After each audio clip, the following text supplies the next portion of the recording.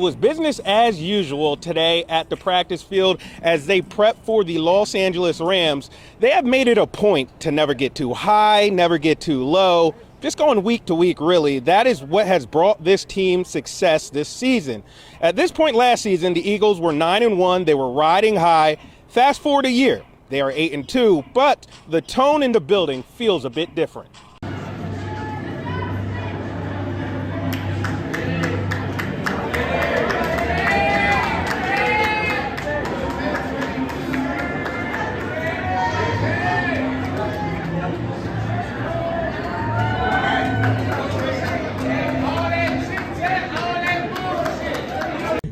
Confirm that Bryce Huff is getting surgery? So he will be, and he's really done a good job of battling through. But it ain't no doggone tomorrow, fellas. What are you gonna bring to the doggone tape? Are you gonna bust somebody in their mouth? Are you gonna do your doggone job? Are you gonna play from your doggone chest? Are you gonna play from your heart and get everything you doggone got? Cause I'ma do that.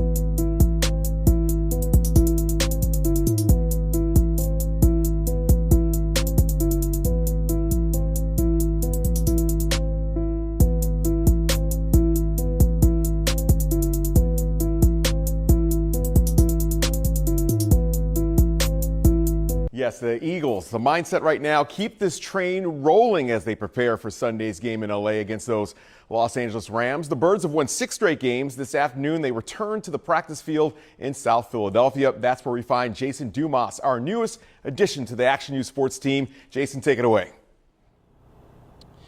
Yeah, Deuces, it's certainly an exciting time to be an Eagles fan. They are one of the hottest teams in the NFL. As you mentioned, that 6-game winning streak is good for the second longest winning streak in the NFL. But those guys in the locker room, they are not getting caught up in any of that. It was business as usual today at the practice field as they prep for the Los Angeles Rams. They have made it a point to never get too high, never get too low. Just going week to week, really. That is what has brought this team success this season. At this point last season, the Eagles were 9-1. They were riding high. Fast forward a year, they are 8-2, but the tone in the building feels a bit different. I really feel like this team continues to grow closer each day. You know, we got great teammates, we got great leaders. You know, winning is contagious, and so you build on that success that you've had.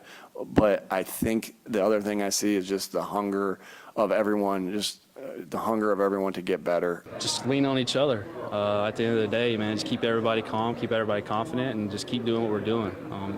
Nothing's changed. I mean, we've been doing it since OTAs, and we're not going to get into all the hype. I mean, it is what it is. Like, that's y'all's job, I guess. We just stay out of it and do our job, and we do it to the best of our abilities.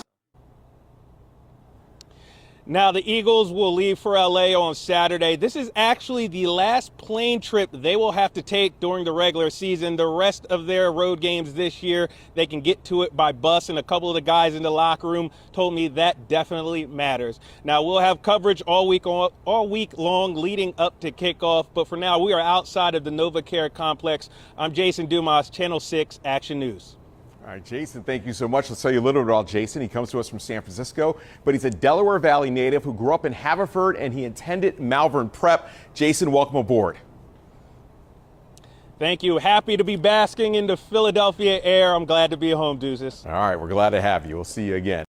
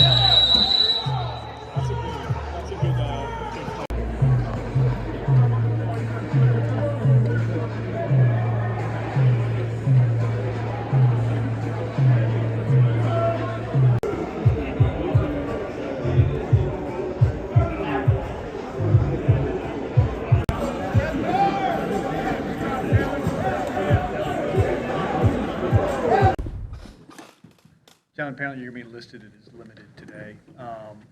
What's going on with your health right now? Yeah, it's just a program we had for the mini buy, so I'm fine. What do you feel like you're getting out of that? Do you feel stronger? Do you feel like it's helping? Yeah, that's the goal, always. And really, throughout the course of a year, just really making sure you're doing the things you need to do to stay on top of stuff, and that's kind of what we're doing. A lot of other players are doing it as well, so just taking it a day at a time, like everything. So I assume the mini buy came at a good time then to kind of get right a little bit. It's a long season. Yeah, I say so. And it's kind of crazy how it's played out because we've had, this early bye week that we've had, this time here. So I think, even when we talk about just our game in general, assessing things and really taking the bye week to kind of go through the same process and, just see how we can become more efficient, how we can clean up the little things, just having those conversations and trying to build. And what stands out to you specifically on the front seven of that Rams defense when you look at them on tape? Man, they're young, about a year, but, they play like a ton of vets that have played the game for a very long time. They're smart. They got great burst, fly to the ball, and I think their defense in general complements.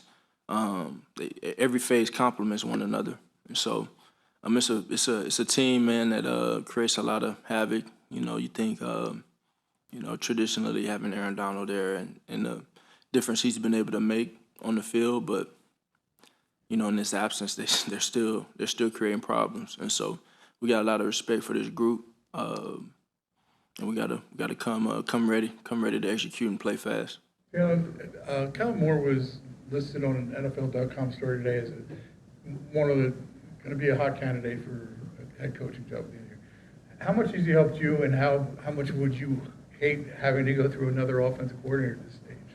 I'll answer the first question. I think he's added a new approach. I think everything is about point of view, and everybody sees the game differently. As you've heard me say many times that there are X's and O's are kind of one and the same to an extent. Everybody has their different flavor of stuff. And Coach Kellen will say that himself, but it's about how you teach it. It's about how you're coaching certain things. It's about how you run it and how you execute it. And I think for him, he's brought a unique approach. He's brought some new visions for us, and I think it's helped us. I think he's definitely added a dimension for us and who he is and his philosophy of being multiple. And I think there's another dynamic to him that's new to him, and having a guy back there that's mobile and can play the game and stretch the defense in multiple ways. And so I think it's always an adjustment, a navigation, and all of those things. But nonetheless, he's been great. Would you be surprised if he got that offer? I said I answered the first question, so I'll leave it at that. I tried to ask a different way. Yeah. Jalen, I don't know if you've ever been totally healthy by the playoffs end of the year. Is what you've done this past week kind of preventive to maybe get to the playoffs like healthier than you've ever been? Yeah. I think everything is about that. I think that's for all of us too, the whole entire team, and being ready to go in this point of the year. I think it's not about it's necessarily about all health. I think it's the mentality where we are. We're entering a phase of the year where things could have very easily they did. It didn't end the way we wanted to, and so that's at the top of mind. It's in the back of my mind as we're in this phase and putting the emphasis on finishing strong, putting ourselves in a good place. You mentioned that multiple aspect and your ability to do a bunch of different things, and maybe that's new for Kellen. How much has it grown to this point, and how much more can it grow? As far as what? As far as utilizing your unique skills versus maybe a more traditional pocket quarterback. I think it has its place. I think it's a good issue to have, and I think for me, I've gone out there and done what I've been asked to do, And it's been cool for me to learn different ways of playing a position,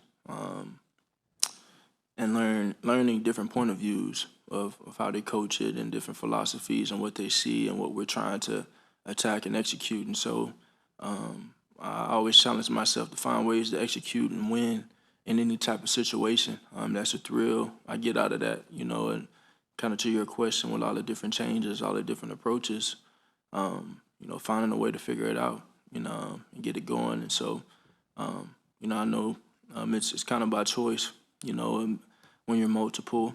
It's just a matter of having a good discernment to when to use those things and not use the different tools that you have. And so that's something I'm sure we'll navigate as things go on. I'm sorry. A sentiment that Nick shares with us often is that Jalen Hurts is a winner, right? And how much do you think winning is a quarterback stat, if that question makes sense? I don't like to get into the stats, but I mean, winning is, you know, winning is the only thing that really matters.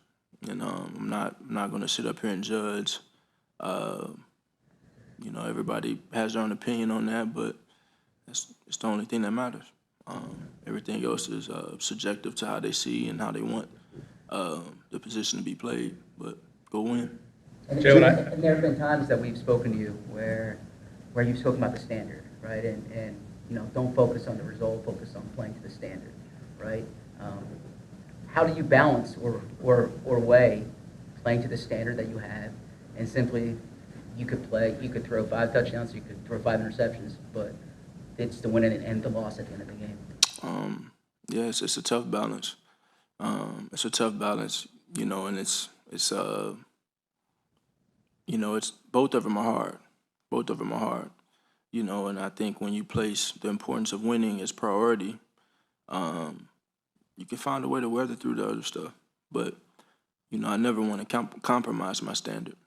And I think, you know, I think when you're talking about, well, how would you compromise your standard? I think certain things are challenged when, you know, you have so much change. And so reality is the standard changes within the change you have, because I'm not doing the same things. I'm not having the same success with the same people. You know, when you're having different success, when you're having similar success, when you have a success in general, but the people around you are changing, how is it the same? And so that's been a challenge that, you know, I've had to overcome, and it's been fun, and it's been a thrill in that. You know what I prefer, but ultimately, my job is to go find a way, and yeah. Take 2 more questions. I know you're on TV every Sunday, and that's playing football. Yesterday was kind of a different element for you on Good Morning America. How does it feel to do that kind of thing when you're not in control of what you do on the football field and you're in that situation with those guys? Yeah, I think you know, just having an opportunity to be on GMA and bring light to the different things that our community needs and our youth needs, and that's what the Jalen Hurts Foundation was founded for, to bring light on mentorship, progressing the youth with good opportunity, and serving them. And you know, the foundation has some great initiatives to try and bring light to. It has some great initiatives to make efforts to minimize some of the, you know, issues that are plagued, you know, not just in Philadelphia, but many school districts across the country. And you know, just want to try and raise awareness to it and bring some good light to it so we can make change and give kids the opportunity they need to do. Looked like you were having fun. I'm always having fun. Don't let a smile fool you, nor a straight face. Last one. In football circles, you're typically referred to as a coach's son. Mm-hmm. On the show yesterday, they referred to you as an educator's son, Mm-hmm. right? Is that distinction important to you, and how has that influenced you, the part of being an educator's son? Well, I think it's influenced me greatly. It's influenced me greatly. I think to have the different passions that I have and be passionate about, you know, the education system and the youth, even this game, And being a student of the game, it's a thing of respect, and I respect the giver. I respect someone that comes in and tries to reach one and teach one and uplift someone as they climb. And I think that's where it all begins. It's just being able to see good examples of people being patient, being guided by someone they respect, and that has done it. And all those things matter. And I think that's why I lean towards the foundational principles and the efforts that I've been able to make in that, and just trying to serve and trying to mentor and teach and progress those watching and those that need progressing. Nobody's ever a full representation of what they'll be. No one's ever a full product.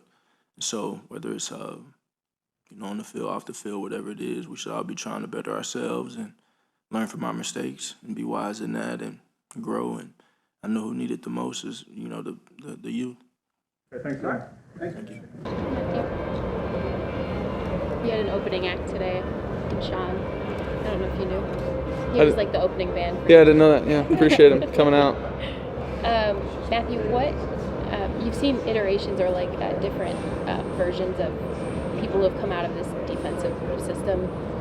You've practiced against it, but what stands out to you about specifically what Vic Fangio does and what his players do? No, I mean, I think it starts obviously with their personnel. Their personnel is, as good as it gets as far as what we've seen. Obviously, their front is, really disruptive. They play physical, fast, aggressive, and I think they play that way from the front line to the back seven. So, I think it starts with those guys. They bring it to life. Obviously, I'm familiar with the scheme, and a lot of the players, have just played against them or watched them from afar. But it's impressive what you see on tape. They do a really nice job of disguising their looks and giving you a bunch of things to look at. And they're not wasting players in any kind of coverage or anything like that, right? They don't have somebody go cover an area of grass just to cover an area of grass if nobody's over there. So they're always trying to buy back defenders and do a great job of using the guys that they have on the field, and that's what makes this defense, a challenging one. Seems like stuff after every game we're asking about the next play on the list, the passing yards, touchdowns, whatever it is. At what point in your career did you realize, like, I'm making it up that list pretty quick and I have a chance to be among the top? I don't really ever think about it, to be honest with you. Didn't before this year, didn't really know that. Before I feel like I got asked about it from you guys or talked about it with, from you guys. It's, again, humbling. I do love playing this game. I love competing. I love the history of it. I love, being a part of it. And it's cool to be, a part of it in that regard. In the division, everyone's within a game of each other. How much are you keeping an eye on those teams at this point? I'm not. I'm, solely focused on what we got to do this week. None of that stuff matters if we don't take care of our own business. So I know that's our mindset here. Just do everything that we can to give ourselves the best chance to win week in and week out and figure it out from there. You guys have deployed your tight ends in different ways from a package of personnel standpoint, but for Colby to show up and get that touchdown catch, what was it like seeing him? That was great. Had a little bit of a feeling pre-snap that they might try to play a little bit of an aggressive front. We'd run the ball really well, recently in that drive and the drive before, so figured they might be playing us, a little bit tighter, and it was a great call by Sean, and got in the huddle, told everybody, hey, be alive here, got a chance, and he did a great job sneaking through and making a great catch, obviously. I mean, that was, if I had to do over again, maybe a foot shorter so he's not reaching, but it was a hell of a catch to hold on to it and get both feet down. What's it, forgive me if this You're has fine. been asked, but what's it like for you, having played so long, but playing in a Sunday night game against a team, maybe arguably one of the hottest teams in the league, for you personally? I know you take every game one at a time, but do you get a little bit more amped up in terms of that kind of stage? I think the biggest thing is you work all off season, you work all training camp, and all the beginning of the season to get the points like this, right? Where you're still in your divisional race. You're playing a primetime opponent on a big stage. Yeah, absolutely. It's an exciting game. There's going to be a lot of buzz around this one. They're a hell of a football team. Their roster, top to bottom, is as good as it gets in this league, if not the best. And it's really impressive what they do, and when you look at them on tape. So it'll be a big challenge for us at home. We'll see if we can go out there and give them a good shot. And kind of on that, respectfully, obviously, when you got to Los Angeles, the primetime games increased by quite a significant margin. We saw, your clutch moments in Detroit and all of those things, but in LA, in the world watching in those island games, did you find like a different part of your personality through that? We see it kind of in the finger pistols and the facial expression, those types of things. I don't know, man. That's kind of always been there. I feel like the coverage, they got more camera angles now than they used to. No, but I've always enjoyed playing. I've always been, excited for guys on our team when we do well and score points or get plays on defense, whatever it is. This is meant to be fun. When you go out there and you execute like you're supposed to and you make a play, and you help your team do something successful, man, you should be excited about it. And I definitely love that. I love being in those crunch time moments. Sometimes it works out for us, sometimes it doesn't, but definitely love putting myself out there and going for it. And then I know I ask you like some version of this every few weeks as you guys have gone back and forth with the centers and all of that and injuries and all of that, but how does your responsibility change when it's maybe a less experienced guy up front in Bo, who I know you've lauded for handling the job admirably, but there's just things he hasn't seen yet. Yeah, and I think that's what, as a coaching staff, they do a great job of trying to expose them as much as they possibly can during the week. I help them talk through all that kind of stuff during the week. I think Wendy does a hell of a job getting all those guys ready to play, and obviously being a center himself has that experience in what Bo's having to deal with in all of our centers. So I think Wendy does a hell of a job getting them ready, and then on game day, you can't be out there thinking. You got to go out there, cut it loose, trust yourself, trust the guys around you, and I think all our guys did a really nice job of that last week. We'll look to carry that over into this week. I guess, does that mean, though, that you do maybe a little bit more on that particular part of it? Or? Sometimes yes, and sometimes no. There's a lot of the stuff that he's really well equipped to go out there and handle, and then there's certain times where I'll step in and make sure that we're doing something that I think we need to be doing.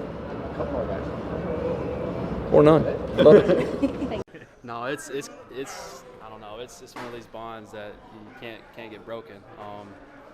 It's just like a everyday thing. We just start getting closer and closer, and that's what you want to have in the back end. And we kind of feed off each other.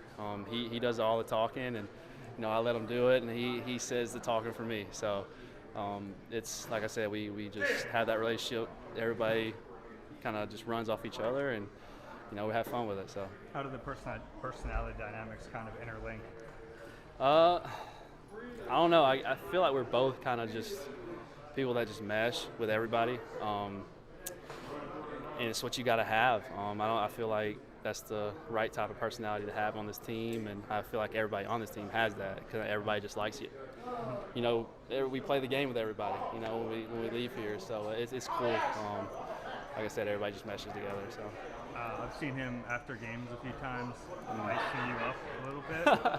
What are those? Yeah, I'd rather wear his jewelry than go buy my own. So I'm fortunate enough to let him let me wear it. So no, I got to get Cooper on the wagon too. I got to tell CD to give Cooper some stuff. But no, that's just cool.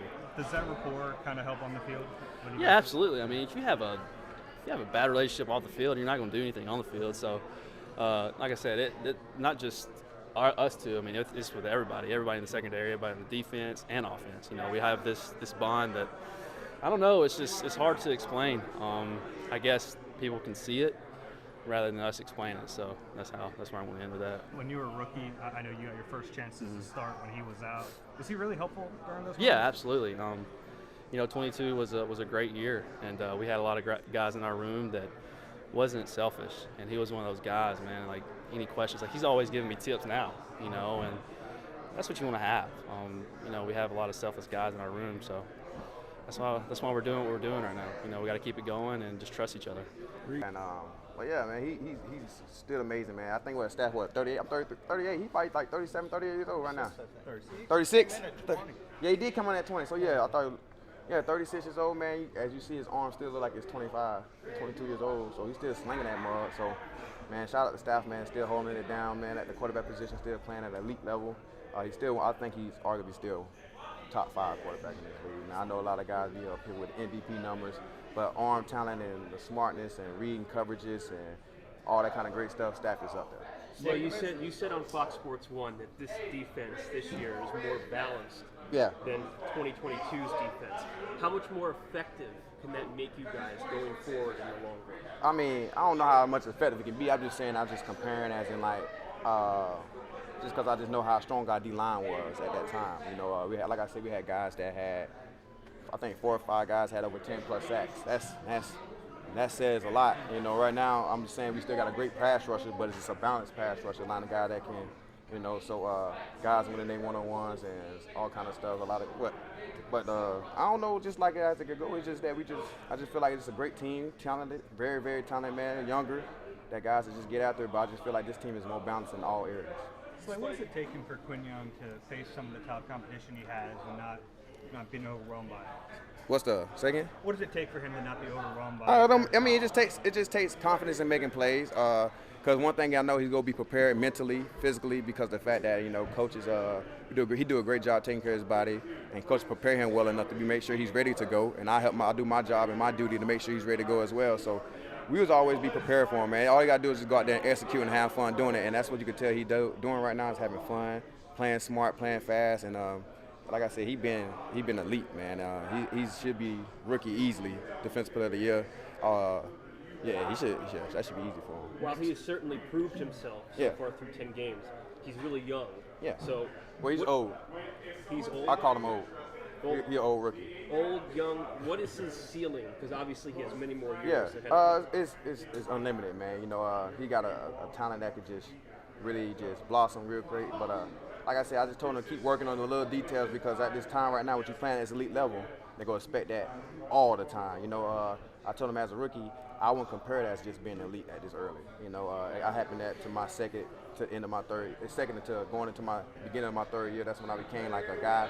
I like, hey, you got to maintain this every year. So anytime it goes a slippage, they go just, you know what I'm saying, go be something talked about because you set the ceiling so high for yourself. And he's prepared for that, and he's ready for that. As long as I'm playing, and definitely if I'm here, I'm gonna make sure he's ready for that. And I know if CP here, whoever here is with the staff, will make sure he's ready. Nick said that he highlighted your story during the team meeting. Yeah. What was that like from your perspective? It was great, man, because I just want to get everybody a perspective of, like I said, everybody's journey is not the same. You know, my journey wasn't the same. Like I told them, the same guy that benched me twice was my head coach, Jim Swartz, with the DC here that stood on the table to get me traded here. You know what I'm saying? So obviously saw the growth and everything. So yeah, man, it was a great story. I had to just share it. They shared it with the team, man, just because I like everybody in this game go through a lot of adversity. And if you play the cornerback position, that's when it comes in at a lot. That's when you got a lot of adversity because you got to always jump to the next play. And I've been in that position early in my career with a lot of adversity and had to find a way to get out of that mud, and I did. How did that work? Did he bring you up to the front of the room and? He called me, and then I shared the story with him. Then we picked the plays out because I showed him some. Like, it's crazy how good my memory is to it, because I mean I remember every play I played. I gave him detail after detail after detail, and he really just found every play I was explaining to him, and all the whole process. It was like crazy. So it's like, damn. And it's just reminiscing. That's what I usually go back to when I'm in, like, it's just not never been in a slump, but more like whenever I just feel like, all right, Slay, you got to get right. I like, Slay, you've been worse than this, way worse. So it just always put a smile on my face, like, let's get after it and go out here and go compete. Another thing you said about Q on FS1 when you spoke to those guys on the facility, you said that Q is not friendly on the field. Yeah, right? You're friendly on the field. I'm friendly. I'm not friendly. I'm just cool. Like, I don't start drama. I don't disrespect nobody in a disrespectful way. But like, you don't say that to me, I'm not gonna say that to you.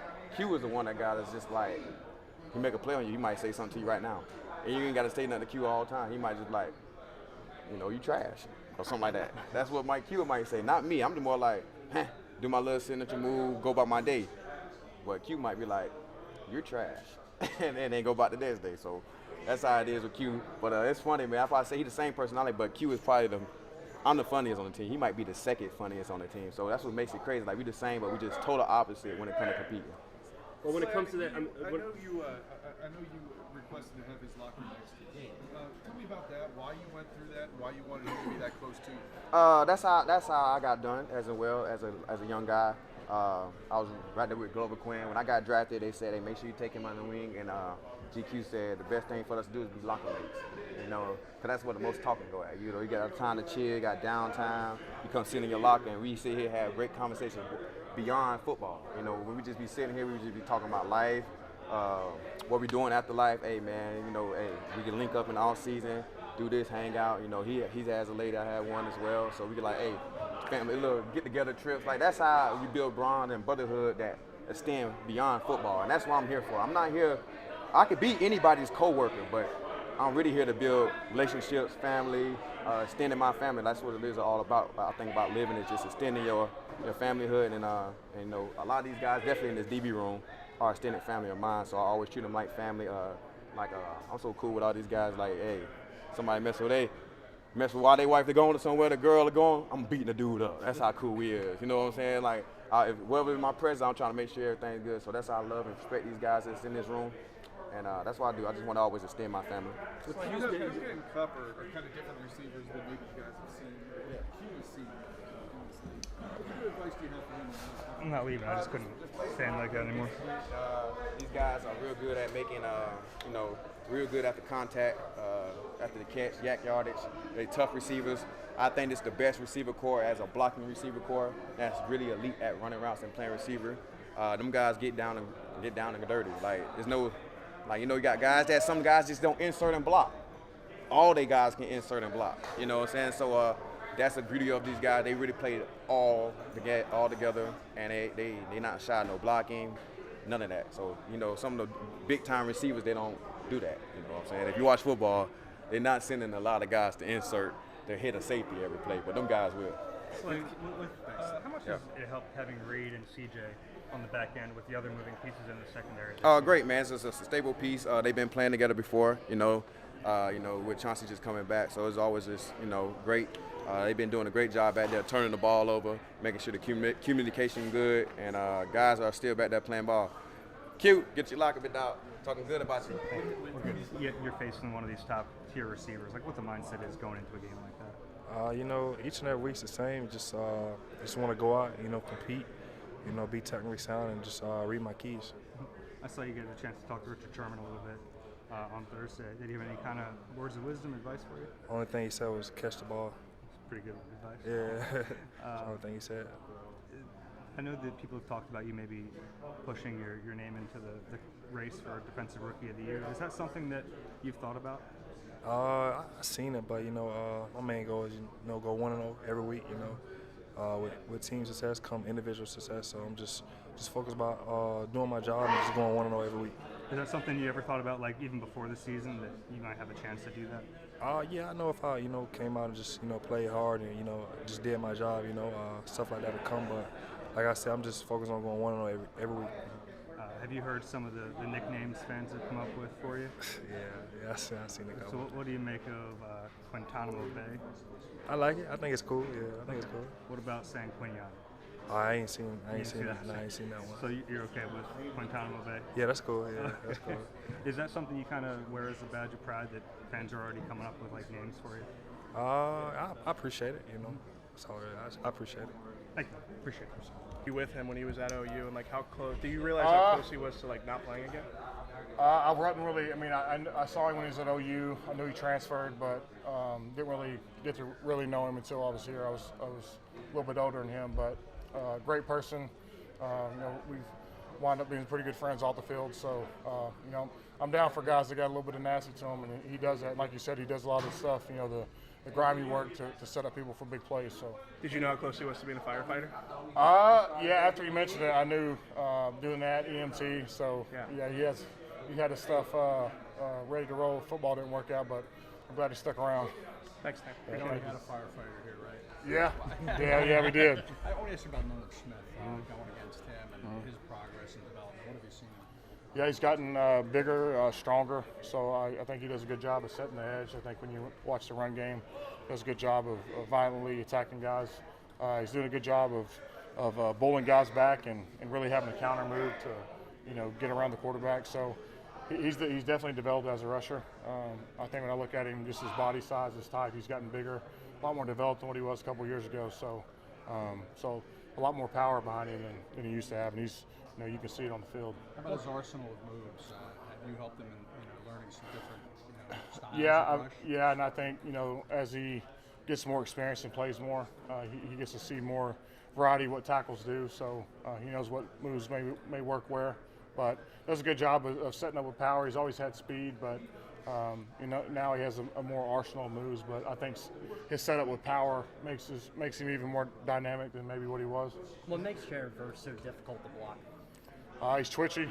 He's strong. I think when I look at really good edge rushers, they can beat you with power. So he does have that. But I think when you look at him on the film, he just has terrific burst, good bend, and that's why guys from Florida State like that go first round.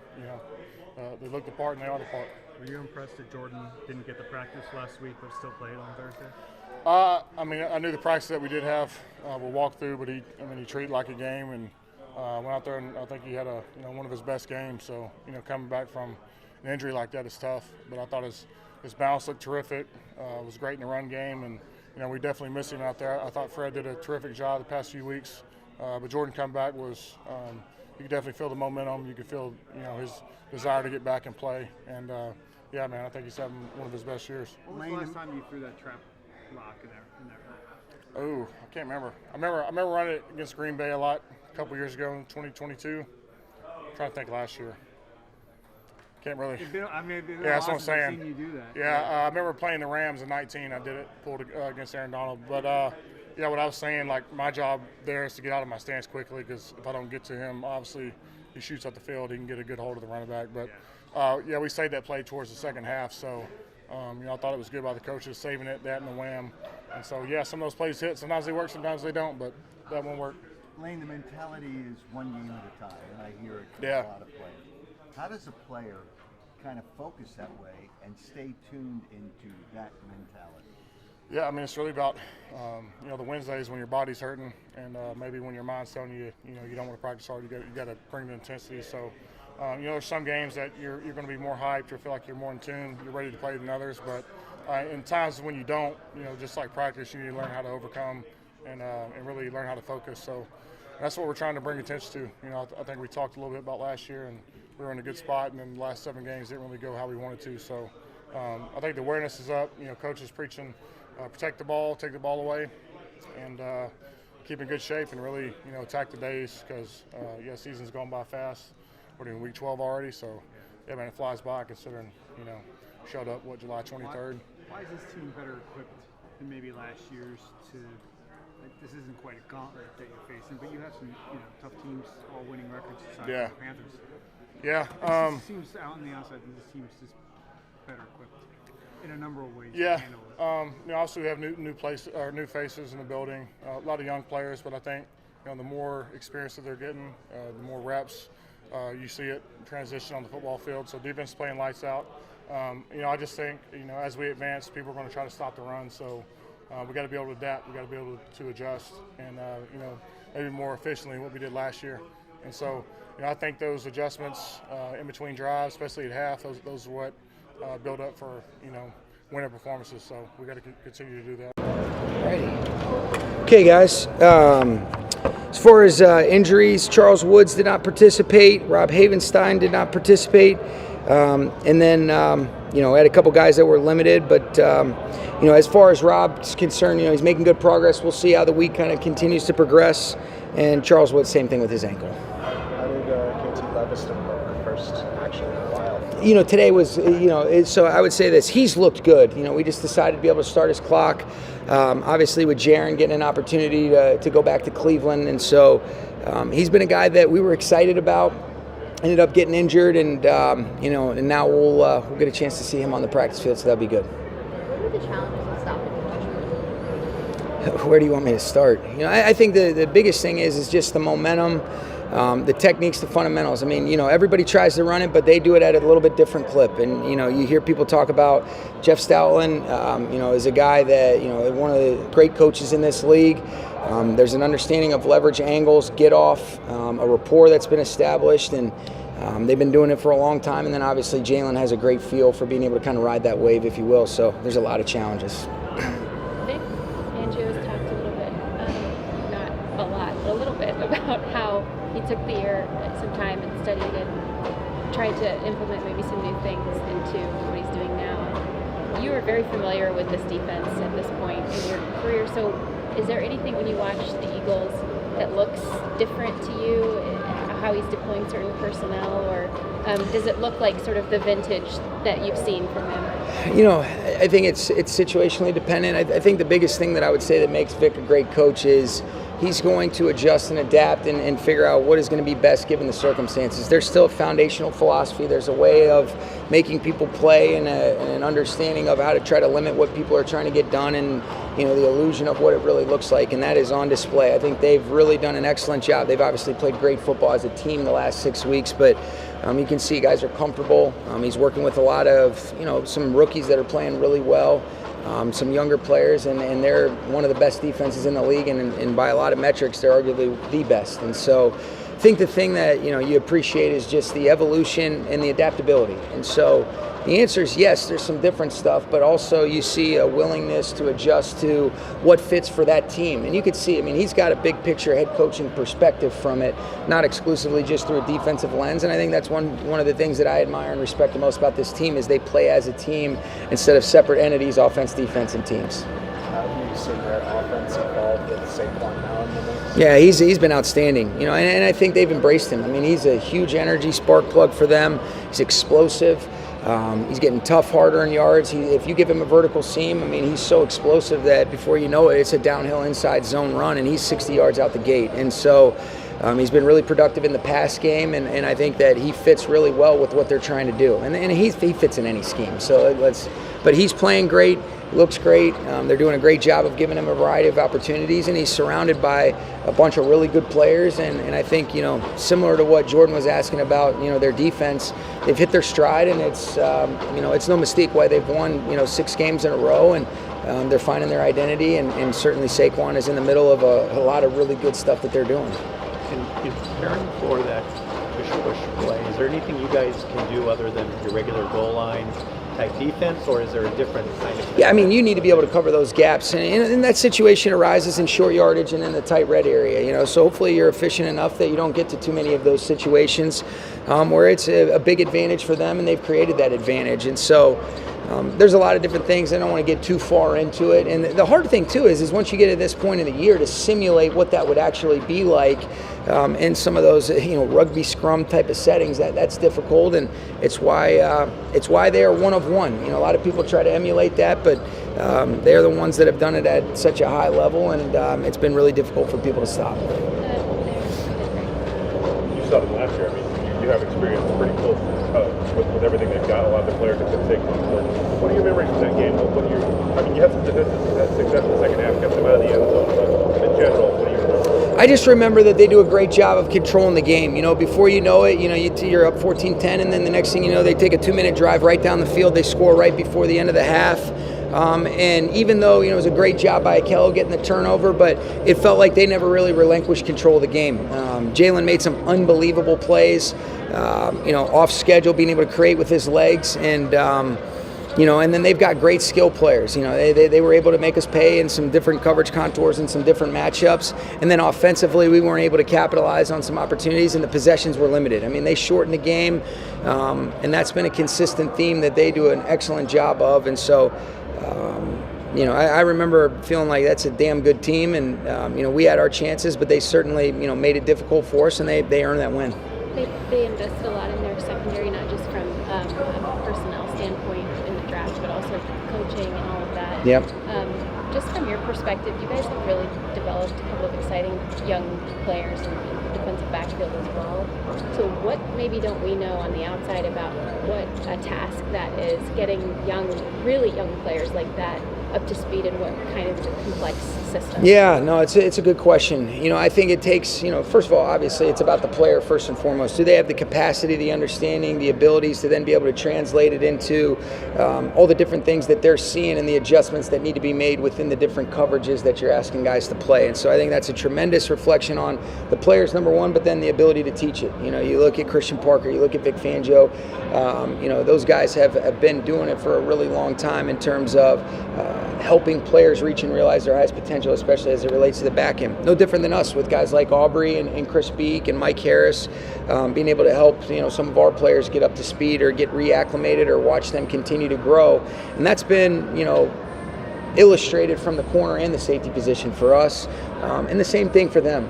But it's it's a really sound defense that takes smart players, and then obviously they've got some guys that have great concept trigger, great natural abilities as is, but there's an understanding. I think you really see them play 7 as 1. They understand what are the different things that teams are trying to do to attack different coverages, and then a lot of times they're playing a certain coverage and you don't know what coverage it is unless certain routes distribute accordingly, and they have tools that they can activate, and it's why they're really good, and it's why the system that really foundationally was started with Coach Fangio has been tried to be emulated and replicated for a handful of years.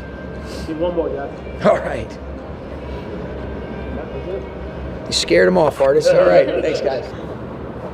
I know you said post game that Kobe Durant predicted the sack and the interception. Did he make a call for the NFC Defensive Player of the Week as well?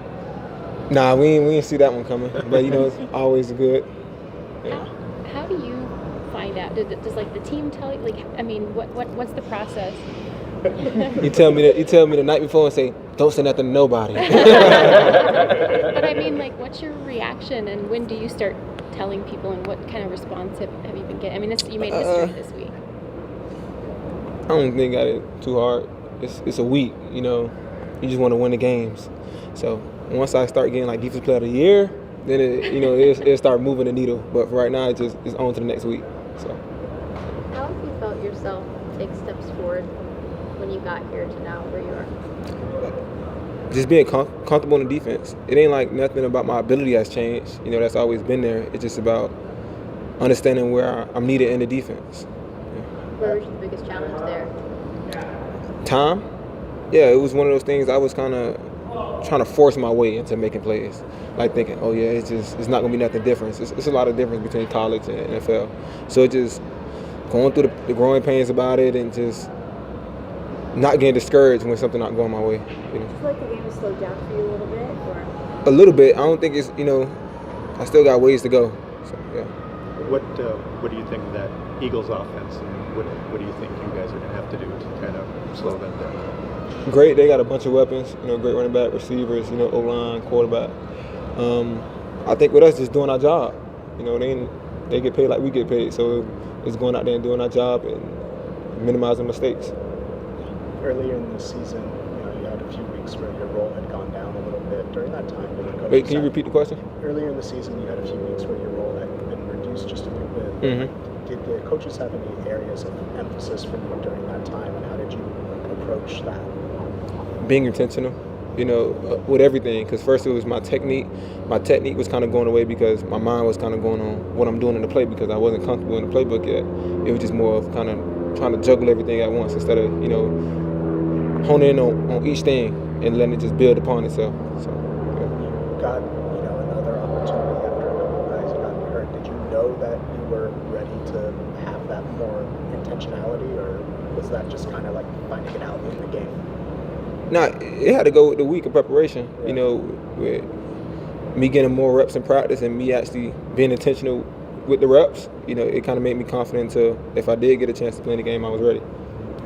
Cam, Kobe Turner told us earlier this week that the D linemen are all trying to steal sacks from each other in the best way, and that whoever loses has to shave their beard.